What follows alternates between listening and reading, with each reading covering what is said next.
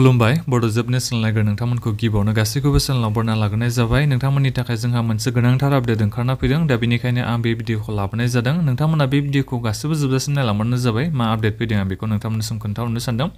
अबयसे नोंथांमोना गासिबो भिडिअनि थामनेलखौ नायनानै मिथिखाबाय जानांगौ आं मानि सायाव बे भिडिअखौ लाबोनाय जादों। पान कार्डजों आधार कार्डजों लिंक खालामनायनि लास्ट डेटखौ जोंहा बारायना होबाय दे। दा बेनिखायनो आं बे भिडिअनि गेजेरजों नोंथांमोननो माखासे खोथाखौ खोन्थाहरनो सानदों।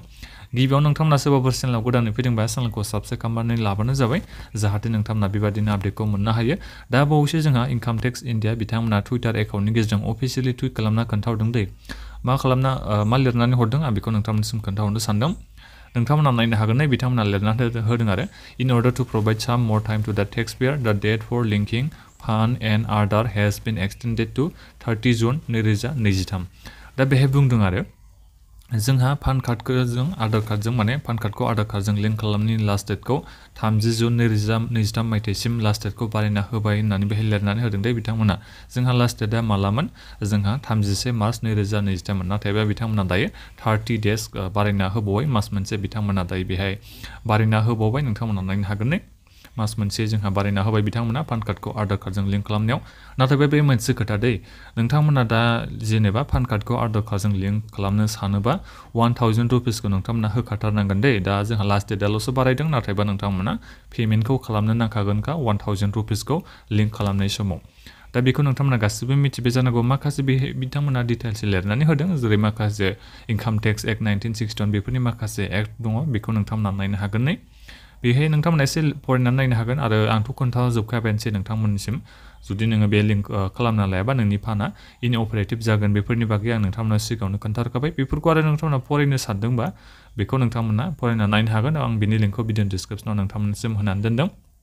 दा जेनेबा नोंथांमोना लिंक खालामनाय समाव माबाफोर प्रब्लेम जायोबा नोंथांमोना नैबे टुइटाराव फैनानैबो माखासे नोंथांमोना लिरनानै गावबागावनि प्रब्लेमखौ सल्भ खालामनो हायो दे। जायफोर नोंथांमोना टुइटार इउज खालामो नोंथांमोना बे इनकाम टेक्स इन्डिया बेहाय फैनानै नोंथांमोना बिथांमोननिसिम SMS हरनानै एबा टुइट खालामहरनानै नोंथांमोना नोंनि प्रब्लेमखौ खोन्थाहरनो हायो। मानि जाहोनाव जेनेबा पान कार्डआ लिंक जायाखैबा, पेमेन्ट खालामखांनायनि उनावबो नोंनि जेनेबा पान कार्डआ आधारजों लिंक जायाखैबा नोंथांमोना बेहाय माबायाव इनकाम टेक्स इन्डिया बे टुइटार अफिसियेल बिथांमोननि अफिसियेल टुइटार एकाउन्टाव फैनानै नोंथांमोना टुइट खालामनानै सोंहरनो हायो। बिथांमोना माखासे प्रब्लेमखौ सल्भ खालामनो हायो। रिप्लेसआव थांनानै नायबानो नोंथांमोना नुनो मोनगोन गोबां बिथांमोना रिप्ले हरो दे। दा बेनिखायनो जायफोर नोंथांमोना बे खामानिखौ दासिमबो मावनानै लायाखैबा गोख्रैनो मावनानै लाबानो जाबाय। नुवाखै बिथांमोना गोबां मानसिफ्रानो बे कुइसन सोङो, बिथांमोना रिप्ले हरो जोंहा बे इनकाम टेक्स इन्डिया बिथांमोना।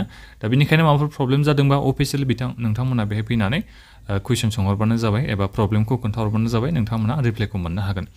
दा बेखिनियानोमोन। बे भिडिअखौ नोंथांमोना शेयार खालामबानो जाबाय। जोंहा पान कार्डखौ आधार कार्डजों लिंक खालामनायनि लास्ट डेटआ बारायबाय 30 जुन 2023 मायथाइसिम नोंथांमोना दायो लिंक खालामनो हागोन। लिंक खालामनाय समाव नोंथांमोना 1000 रां होनानै लिंकखौ खालामनो नांगोन। आं बेखौबो नोंथांमोननिसिम आरोबाव खेनसे बुंबावनाय जाबाय। दा बेखिनियानोमोन। माबाफोर सोंनांगौ दङबा नोंथांमोना भिडिअखौ बक्सआव कमेन्ट खालामनो हागोन। गोजोन्थों।